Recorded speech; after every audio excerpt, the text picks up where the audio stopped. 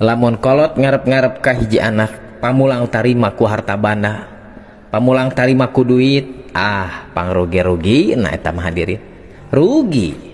Barudak geus dewasa, baroga gawe, baroga penghasilan gede.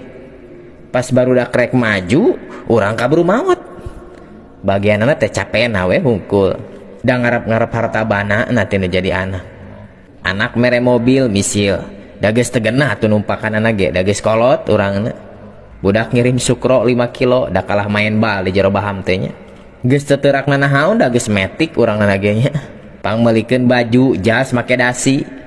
Keur ngorapan kasep ari geus aki-aki mah pan jiga me tuntuneun nya. Naon anu dipikabutuh tinu jadi anak? Doa jeung kasolehanana.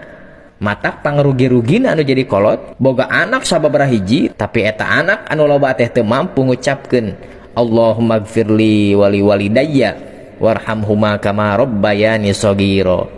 Gusti tamplokeun pahampura Gusti, kadeudeuh kaasih Gusti kapun bapa jeung kapun biang.